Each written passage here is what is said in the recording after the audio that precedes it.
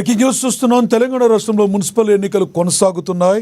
రాష్ట్ర వ్యాప్తంగా ఉన్న 116 మున్సిపాలిటీల ఉదయం 7 గంటల నుంచే పోలింగ్ ప్రారంభమైంది. పోలింగ్ కేంద్రాల వద్ద ఓటర్లు పెద్ద సంఖ్యలో తరలివచ్చి తమ ఓటు హక్కును వినియోగించుకుంటున్నారు. సీఎం రేవంత్ రెడ్డి కొడంగల్లో ఓటేశారు. వికారాబాద్ జిల్లాలోని కొడంగల్ జడ్పీ హైస్కూల్లో ఏర్పాటు చేసిన పోలింగ్ బూత్కు వెళ్లి తన ఓటు హక్కును వినియోగించుకున్నారు. అలాగే డిప్యూటీ సీఎం భట్టి విక్రమార్క మధిరలో ఓటేశారు. నిజామాబాద్ పట్టణంలో TPCC chief Mahesh Kumar Goud vote హక్కు వినియోగించుకున్నారు. కరీంనగర్ పట్టణంలో ఓటేశారు కేంద్ర మంత్రి బండి సంజయ్ కుమార్. రాష్ట్రంలోని ప్రతి ఒక్కరూ ఓటు హక్కు వినియోగించుకోవాలని సూచించారు. ప్రజాస్వామ్యంలో ఓటు అనే ఆయుధాన్ని కుటుంబ సభ్యులతో కలిసి వినియోగించుకోవాలని బండి సంజయ్ విజ్ఞప్తి చేశారు. ఇక ఇదే విషయానికి సంబంధించి మరింత సమాచారాన్ని మా వరంగల్ ప్రతినిధి మౌనీష్ అందిస్తారు లైవ్ ద్వారా. మౌనీష్, చెప్పండి, మీ దగ్గర ఉన్న తాజా సమాచారం ఏంటి? ఎలా జరుగుతుంది అక్కడ పోలింగ్?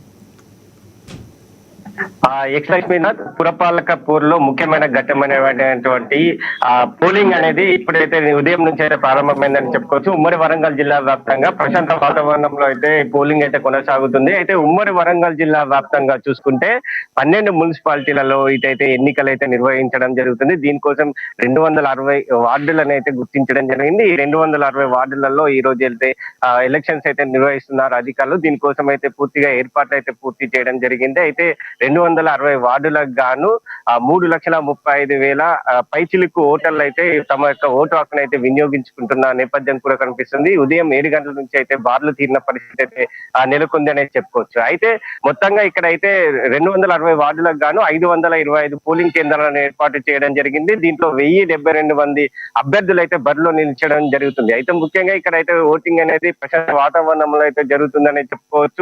కొన్ని చోట్ల అయితే చిదురు మదురు సంఘటనలు తప్ప మిగతా అన్ని ప్రదేశాల్లో ప్రశాంత వాతావరణంలో అయితే ఓటింగ్ అయితే కొనసాగుతుంది అనే చెప్పుకోవచ్చు. ముఖ్యంగా భూపాలపల్లి జిల్లాకు సంబంధించి 22 వార్డులో ఓట్ల కట్టలు అయితే డబ్బులు అనేది బయటపడడం అయితే ఒక కలకలం అయితే సృష్టించింది అనే చెప్పుకోవచ్చు. బీఆర్ఎస్ పార్టీకి చెందిన అభ్యర్థి తరపున వ్యక్తి అయితే ఈ డబ్బు కట్టలతో అయితే ఆ పోలింగ్ కేంద్రం దగ్గర నిల్చొని డబ్బులు పంపిస్తున్నారనే సమాచారంతో పోలీసులు అయితే అక్కడ తనిఖీలు నిర్వహిస్తున్న నేపథ్యంలో ఆ బీఆర్ఎస్ సంబంధించిన అభ్యర్థి అయితే అక్కడ సంబంధించిన అనుచరులు అయితే అక్కడ దొరకడం జరిగింది. వాళ్ళని అయితే అదుపులోకి తీసుకున్న సంఘటనలు అయితే చోటు చేసుకున్నాయి. అదే విధంగా మహబూబాబాద్ జిల్లాలో 14వ వార్డులో కూడా ఉదయం ఒక సంఘటన అయితే చోటు చేసుకుంది. ఇది బీఆర్ఎస్ బీజేపీ బీఆర్ఎస్ అదే విధంగా కాంగ్రెస్ పార్టీ వారి మధ్య అయితే ఒక ఘర్షణ వాతావరణం అయితే చోటు చేసుకుంది. ఈ ఘర్షణ వాతావరణం అయితే పోలీసులు అదుపులు చేసి పరిస్థితిని అయితే అదుపులోకి తీసుకురావడం జరిగింది. అయితే మొత్తంగా ఈ చిరుమరుగు సంఘటనలు తప్ప పూర్తిగా అయితే ప్రశాంత వాతావరణంలో అయితే జరుగుతుందనే చెప్పుకోవచ్చు. అయితే ఉమ్మడి వరంగల్ జిల్లాలో 12 మున్సిపాలిటీలు గాను ఇటు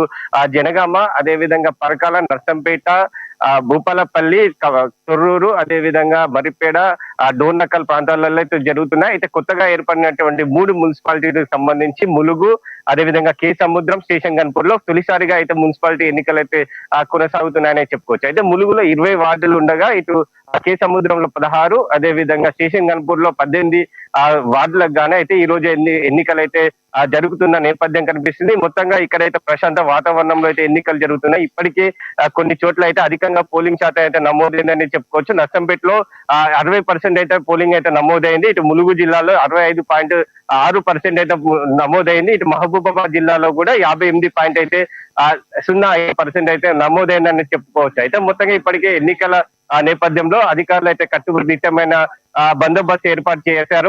పోలీసులు 1100 పైగా ఇటు ఉమ్మడి వరంగల్ జిల్లా వ్యాప్తంగా పోలీసులు అయితే ఉమ్మడి వరంగల్ జిల్లా 1100 పైగా అయితే ఆ పక్కనైతే వినియోగించుకుంటున్న నేపథ్యం కూడా కనిపిస్తుంది. అయితే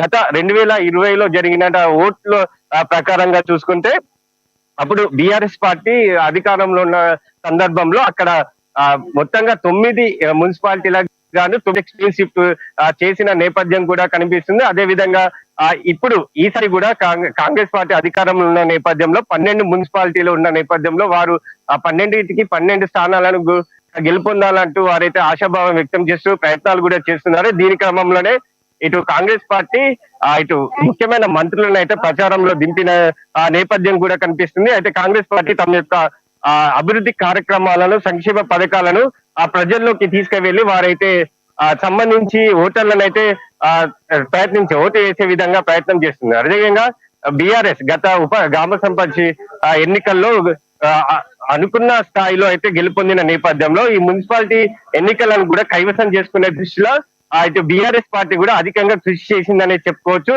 ఇటు కేసీఆర్ గాని, హరీష్ రావు గాని, మిగతా వారు కూడా ఈ ఎన్నికల్లో ప్రచారం చేసి వారి యొక్క నిలకడను అయితే సృష్టించుకునే ప్రయత్నం కూడా చేశారు. ఇప్పటికే ఇది ఓరాఓరి అయితే కొనసాగుతుందనే చెప్పవచ్చు. కాంగ్రెస్ పార్టీ ఇటు బీఆర్ఎస్ పార్టీకి మధ్య అయితే ఆ పోరు అయితే రసవత్తరంగా ఉందనే చెప్పుకోవచ్చు. అయితే 2020లో జరిగినటువంటి మున్సిపాలిటీ ఎన్నికల్లో 9 స్థానాలలో 9 స్థానాలు బీఆర్ఎస్ పార్టీ కైవసం చేసుకుంది.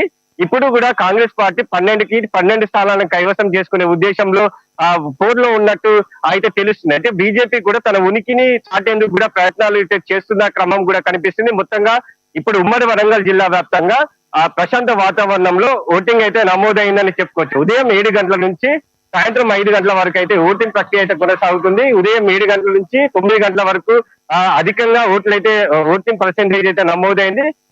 9 గంటల నుంచి 1 గంటల వరకు అయితే మరింత ఎక్కువగా అయితే ఓటర్లు తమ యొక్క ఓటు హక్కుని అయితే వినియోగించుకోవడం జరిగింది. ఉదయం 9 గంటల నుంచి సాయంత్రం 5 గంటల వరకు అయితే ఓటుకు సంబంధించిన ఓటు హక్కు అయితే వారు ఉపయోగించు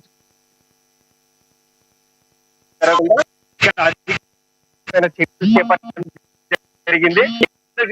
ఇక్కడ ఉన్న కాంగ్రెస్ పార్టీ అయితే ఇటు బీఆర్ఎస్ పార్టీకి గట్టిందని చెప్పుకోవచ్చు. 12 మున్సిపాలిటీ స్థానాలను వాళ్ళు గెలుపొందే దిశగా పోతున్నట్టే తెలుస్తుంది. అయితే ముఖ్యంగా ఇక్కడ మనం చూసుకుంటే ఒక హరిత సంబంధించి ఒక కనిపిస్తుంది. అయితే వచ్చి వాళ్ళు ఇక్కడైతే ఏర్పాటు చేయడం జరిగింది. అదే విధంగా సెల్ఫీ పాయింట్లు కూడా చేయడం జరిగింది. ఇక్కడ చూసుకుంటే మనం ఇది సెల్ఫీ పాయింట్. ఇక్కడ ఓటర్లు తమ యొక్క ఓటు హక్కు వినియోగించిన తర్వాత సెల్ఫీ తీసుకునే విధంగా అయితే వాళ్ళు ఏర్పాటు చేశారో దీనికి ఒక కొటేషన్ కూడా, నేను నా ఓటును వేశాను అనే ఒక కొటేషన్ ఇస్తూ అయితే